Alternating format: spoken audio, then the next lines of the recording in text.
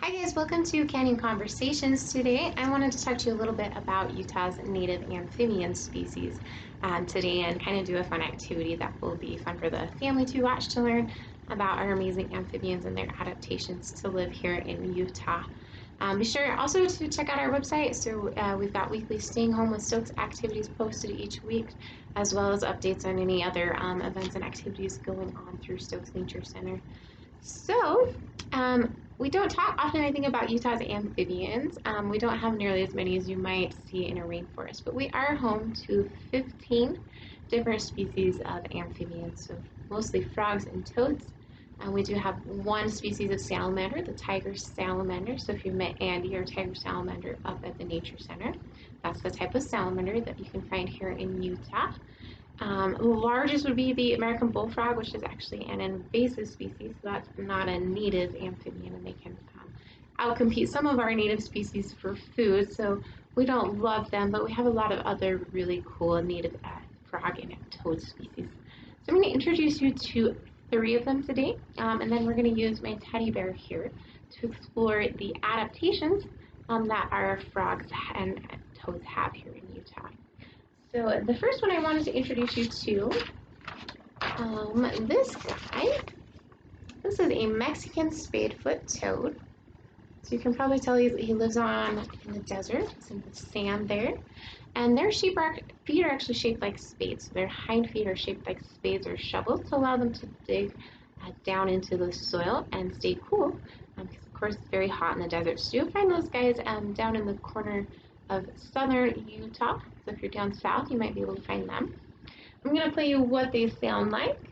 So if you guys want to explore some of our native amphibians and their calls, Hogle Zoo has an app out that allows you to, it's called Amphibians of Utah. You can just download that on your phone. It lets you report sightings when you're out and about and see amphibians, and you can also listen to their calls. So this is what Mexican spadefoot toads sound like. So listen for them if you're down south, maybe on a camping trip or something. All right. So the next one, this is one you'll see a lot here in Cache Valley. This is a northern leopard frog. I see these guys all the time out in a hayfield near where I live, especially when the sprinklers are on. You might see them on your front lawn or in your garden when you've got the water going. So look for them when you're out watering. Really common, the northern leopard frog, so you can tell them by those spots, those leopard-like spots on kind of that green colored skin.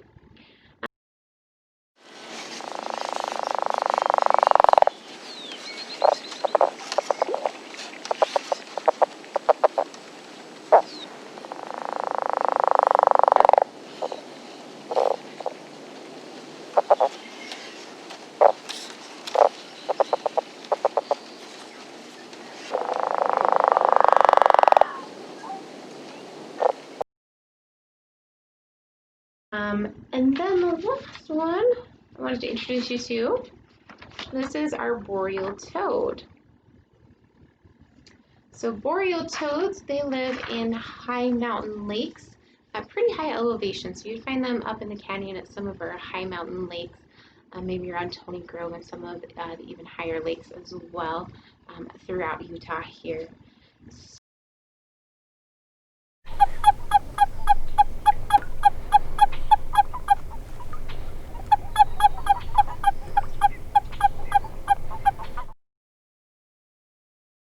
So these are some pretty harsh habitats that our amphibian species have to live in here in Utah, from the desert up to those high mountain lakes.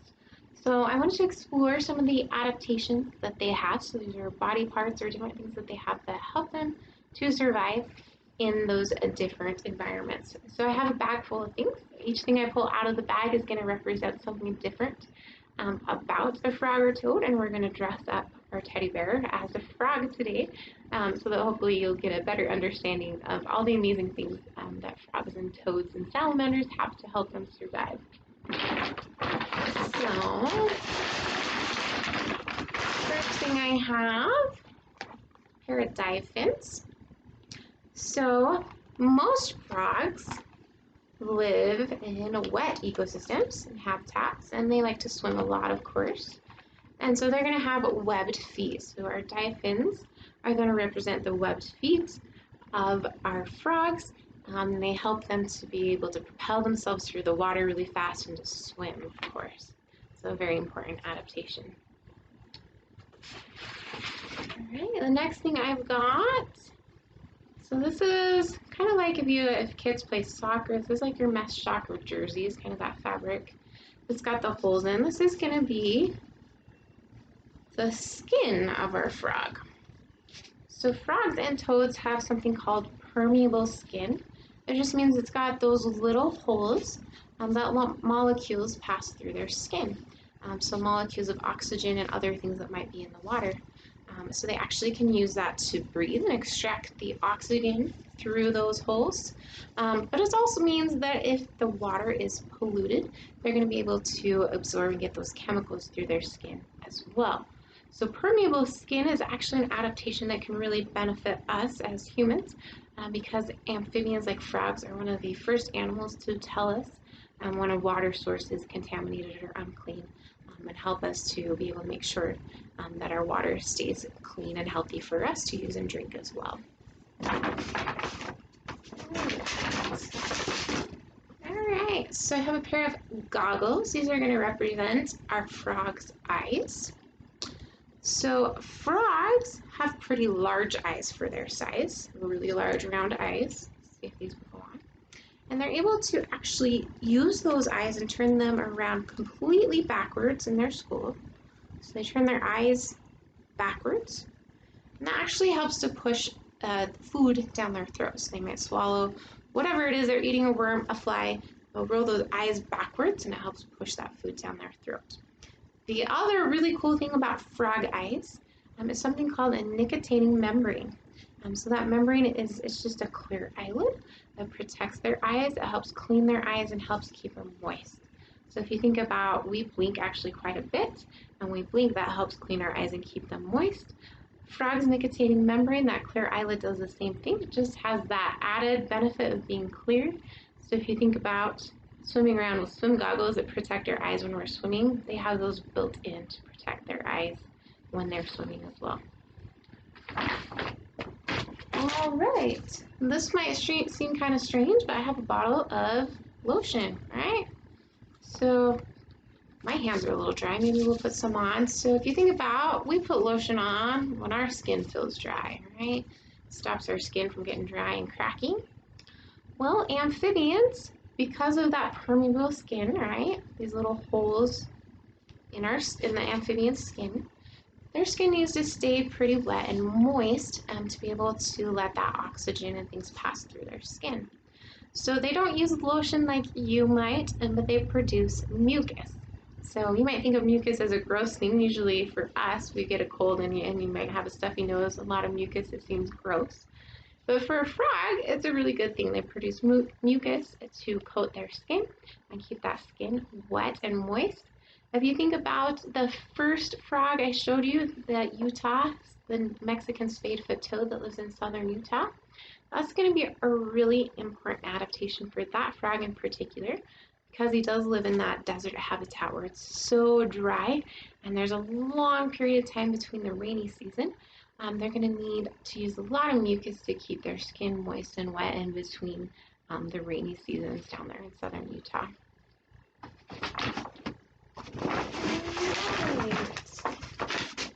All right, I have some headphones. So these are going to be our frog's ears. So frogs have these big round ears on the side of their head. And those ears, we call them tympanic membrane. They let them hear really well, so they're really important for them to hear other frogs' mating calls, some of those calls I played for you earlier, distress signals, as well as predators coming. So good hearing is very important for amphibians. All right, we're getting down to some of our odder things. So I have, this is supposed to represent antifreeze. So if you think about antifreeze, you might have a bottle in your garage, you pour it in your car. It helps your car to run without freezing and having problems because of the cold in the winter. So frogs, they don't have the chemical antifreeze, but they have something that acts very similar to antifreeze. So in their liver, they produce something called glucose, and we have some glucose in our blood as well, but they'll produce a lot of glucose, and that runs in their blood and helps them to be able to not freeze and survive cold temperatures. So the boreal toad, that last picture I showed you, they live up in those high elevation mountain lakes. They can be active and in temperatures as low as 37 degrees Fahrenheit. So pretty chilly, just a little above freezing. And they're gonna have lots of glucose going through their blood to help them to stay active and not freeze at those cold, cold temperatures up in those high elevations. All right, we've got just a couple items left to put on our teddy bear, but he's looking pretty good, I think. So, all right, we've got the little party maker. This is going to represent our frog's tongue. So frogs have very long tongues, and those tongues actually bend backwards and point down their throat. And they're really fast and really accurate, so they're able to shoot those tongues out really quickly and really accurately to catch insects and other things they might want to eat. So flies, beetles, bugs, worms, different things, that tongue is really super helpful. So catch it, swallow it, and then our eyes, remember, are able to roll backwards to help push that food down our frog's throat.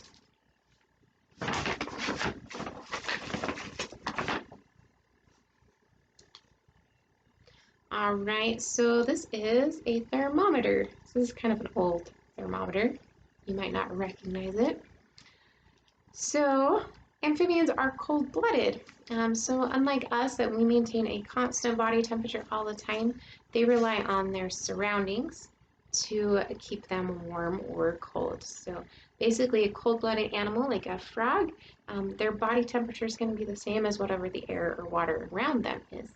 So that's where you might see that they have habits like burrowing down in the mud when it's too hot or when it's too cold, and trying to find those areas to regulate their body temperature because they're cold-blooded and can't do that in the same way that we do as warm-blooded mammals. Okay, got just a couple other items. Got a pretend bottle of poison. So if you love frogs, I'm sure you've heard about some of the poison dart frogs and other frogs that have poison. Actually, a lot of species of frogs and salamanders have some mild poison in their skin or toxin. That helps them to deter predators. You're not going to want to eat something that tastes nasty or makes your tummy feel upset. So poison is going to keep away those predators from our frog. And the last item we've got some painkillers, some Tylenol, and an antibiotic, some Neosporin ointment. So frogs, actually within their skin, scientists are finding they have a lot of different chemicals that are useful for us for human medicinal purposes. So painkillers and antibiotics. Even our northern leopard frog, that's really pretty common here in Utah, they're researching an enzyme in leopard frog eggs to fight cancer. So a lot of frogs are just walking pharmaceutical pharmacies, just waiting to be discovered. A lot of medicinal things that we can discover from frogs. So they're really important to us that way. So let's see how our frog looks. Our teddy bear's all dressed up as a frog. This awesome adaptations. So, but you can actually help our native frog species. So a lot of frogs, like our boreal toad, are starting to decline. And there's several reasons for that. One is habitat loss. So if we're building homes and cities over their wetlands, of course, they're going to have to find somewhere to live. Another factor is a disease called chytrid fungus, which really hits a lot of species hard, and we haven't found a cure to help with that. But also just the pollutants in their water. So some of the things that you can help with at home is paying attention to where the runoff from your lawn is going if you're using fertilizers or pesticides or even washing your car on your front lawn. Where is that running off to? Might it be going to a pond or a river, an area where amphibians might live, and trying to find alternate products to use, or just being cautious of where that runoff is going? If you're out recreating in our national forests, staying on the trail, something as simple as staying on the trails can help our amphibian species. So a lot of amphibians will burrow down under the ground. So like our boreal toads, they live up at those high mountain lakes and they might burrow underground. You might not know they're there, but if you're going off trail on an ATV, four-wheeler, or a horse, you might collapse those burrows in on top of those frogs, which again is going to be very harmful to the frogs. You can also just be a citizen scientist too, so it's a lot of fun. Hogle Zoo has that great app I mentioned in the beginning of today's canyon conversation called Amphibians of Utah. You can download that on iTunes or the Amazon Play Store. It shows you all the species. You can submit sightings of those species through that app and also play all their calls, which is a lot of fun. A lot of times you might hear them more than you see them, especially kind of at dusk or in the dark when a lot of our frogs are more active. So I encourage you guys to get out and enjoy our national forest. Do it responsibly. Look for those amphibians. Help report sightings, and be sure to stay on the trails and think about what you're doing at home that might be impacting our amphibian species. We can help them. In turn, they help us, again, by providing some of those medicines we're discovering. And also because of that permeable skin, they're one of the first species to let us know when there is something wrong in our water supply that could be harmful to us. I hope you enjoyed today's canyon conversation learning about amphibians. Stay tuned. We'll have another canyon conversation posted right here on YouTube in another 2 weeks. Thanks, guys, and enjoy your weekend. Bye-bye.